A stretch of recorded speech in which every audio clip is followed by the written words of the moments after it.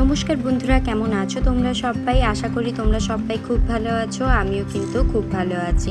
তো তোমাদের সবাইকে সাথে নিয়ে চলে এলাম আবারও একটা নতুন ভিডিও নিয়ে।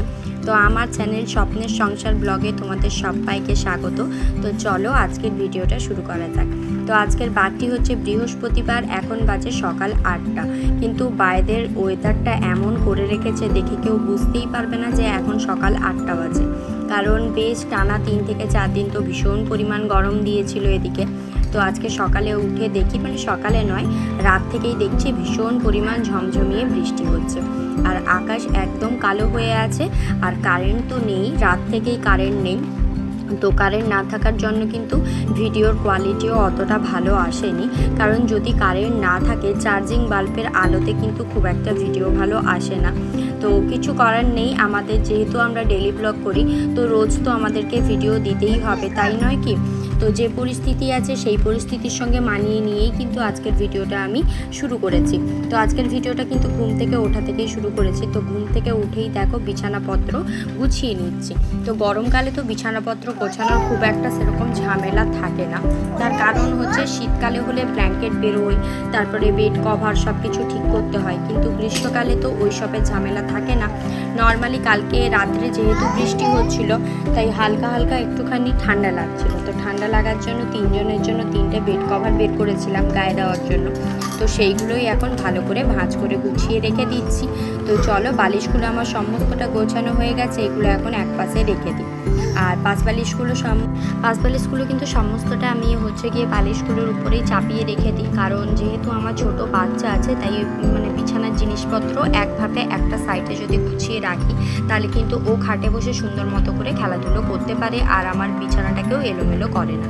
তো এক পাশে সমস্ত বালিশ টালিশ গুছিয়ে রেখে দিলাম। এখন মাদুরটা একটুখানি ঠিক করে নিচ্ছি, কারণ যেহেতু রাত্রে ঘুমোনো হয়, তখন বারবার ওঠা নামার জন্য কি হয়, মাদুরটা সরে চলে আসে। আর যেহেতু বেড কভারের উপরে মাদুরটা পাতা আছে, তো খুব বেশি স্লিপ খায়, মানে সরে চলে আসে একটু নামলে। তো ওটাকেই প্রথমে ঠিক করে নিলাম। তারপরে গিয়ে বিছানার চাদরটা একটু এলোমেলো হয়ে গেছিলো, ওটাকে একটু ভালো মতন করে বিছানার সঙ্গে গুঁজে নিচ্ছি। তারপরে গিয়ে বিছানা ঝাড়ুটা দিয়ে বিছানাটাকে একটুখানি ঝেড়ে নেবো, তাহলে কিন্তু আমার বিছানাটা পরিষ্কার হয়ে যাবে। আর ওই যে বলেছি, আমার কিন্তু বিছানাপত্র ঘর দোর সমস্তটাই টিপটাপ রাখা পছন্দের। তো বিছানাটা গুছিয়ে দিয়ে এখন এসেছি জামা কাপড়গুলো শার্পে দিতে। যেহেতু বৃষ্টি হচ্ছে, তো এখন থেকে শার্পে দিয়ে রেখে দিচ্ছি। যদি একটু বেলার দিকে রোদ্দুর দেয়, রোদ যদিও না দেয়, যদি একটু বৃষ্টিটা বন্ধ হয়, তবে জামা কাপড়গুলো কেচে ছাদে মেলে দিয়ে আসবো। জলটা ঝরে গেলে তখন আবার নিয়ে এসে ঘরের ভেতরে মেলে দেওয়া যাবে। তো বৃষ্টিকালে এই এক সমস্যা, জামা কাপড় মেলার ভীষণ সমস্যা হয়। যেহেতু আমরা ভাড়া বাড়িতে থাকি, তো ভাড়া বাড়িতে তো আর বাইরে কোথাও দড়ি টাঙিয়ে জামা কাপড় তুমি মেলতে পারবে না। হয় রোদ দিলে তোমাকে ছাদে জামা কাপড় মেলতে হবে, আর না হলে যদি বৃষ্টি হয় ঘরের ভিতরেই জামা কাপড় মেলতে হবে। আর এই ভিজের সাথে সাথে জামা কাপড় না ঘরের ভিতরে মেলতে আমার একেবারে ভালো লাগে না। কেমন যেন ঘরটা একটা বিচ্ছিরি গন্ধ করে।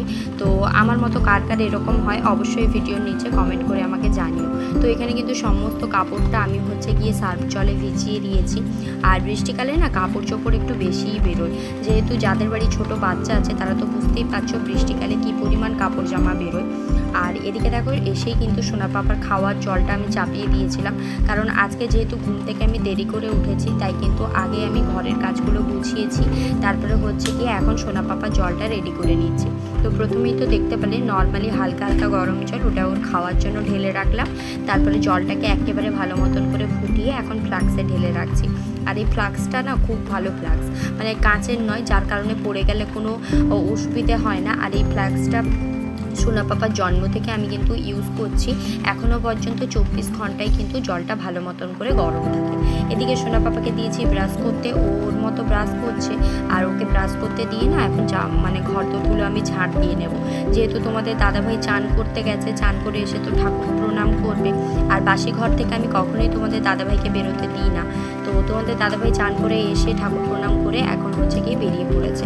তো সকালে তো দেখতেই পেলে আজকে রান্না করিনি, তো আজকে একটু বেলার দিকেই রান্না করব। সেদ্ধ ভাত করব, যেহেতু 2 জন খাবো, তো তেমন কিছু আর রান্না বান্না করবো না। এদিকে আমি চা চাপিয়ে দিয়েছিলাম, বেশ করে আদা দিয়ে চা করেছি। কারণ এই বৃষ্টিকালে আদা দিয়ে দুধ চা খেতে কিন্তু ভীষণ ভালো লাগে। তো চায়ের সঙ্গে খাওয়ার জন্য আজকে কিন্তু বিস্কিট বলো বা অন্য কিছুই নিইনি, আজকে নর্মালি মুড়ি নিয়েছি। কারণ আমার শরীরটা ভালো লাগছিল না, তাই নর্মালি মুড়ি দিয়েই চাটা আজকে গিয়ে খাচ্ছিলাম। তো তারপরে কিন্তু কোনো রকম ভিডিও ক্লিপস নেওয়া হয়নি।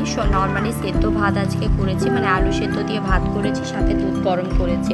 দুজনের জন্য তেমন কিছু রান্না করতে কিন্তু আমার একেবারেই ভালো লাগে না, আর মাঝে মধ্যে একটুখানি ছুটি পেতে মানে একটুখানি রিল্যাক্স করতে কিন্তু ভালোই লাগে। তো রান্নাবান্না করার পরে ঘরদোর মুছে একটুখানি ফাঁকা করেছিল, তাই জামা কাপড়গুলো হচ্ছে গিয়ে ছাদে মিলে দিয়ে এসেছি। আর এখন সোনা পাপাকে ভালো মতন করে চান করিয়ে দিচ্ছি।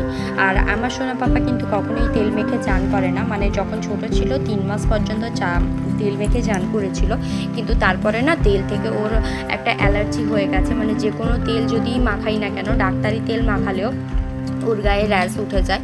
তো ডাক্তার ওকে নর্মালি একটা সাবান লিখে দিয়েছে টেডি বিয়ারের, তো ওটাই কিন্তু ও এখন মাখে। ওকে একদমই তেল দেওয়া যায় না ওর গায়ে। ও বৃষ্টি বলো ঝড় বলো যাই হোক, ও কিন্তু সাবান মেখেই চান করে।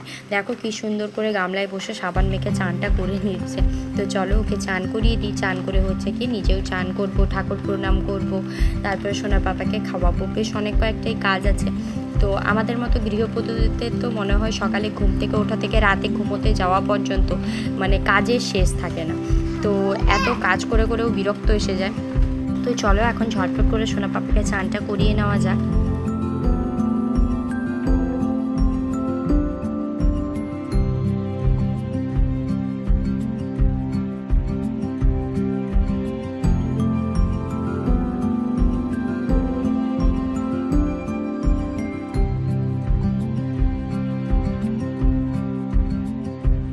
তো তারপর কিন্তু খাওয়া দাওয়া করে দুজনে মিলে ঘুমিয়ে পড়েছিলাম।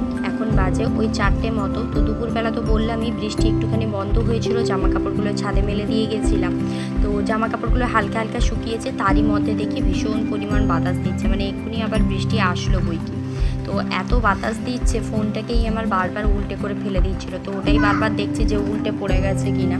তো এখানে দেখো অর্ধেক জামা কাপড় তুলেছি, এত বাতাস দিচ্ছে ফোনটা শুধু খালি এদিক ওদিক পালিয়ে যাচ্ছে। আর সমস্ত জামা কাপড়গুলো খুলতেও পারছি না, এত বাতাস, মনে হচ্ছে আমাকে যেন ফেলে দেবে। তো আজকের ভিডিওটা এখানেই শেষ করছি। কেমন লাগলো অবশ্যই জানাবে। যদি ভালো লাগে একটা লাইক আর সাবস্ক্রাইব করে আমার পাশে থাকবে। দেখা হবে নতুন আরও একটা ভিডিও নিয়ে।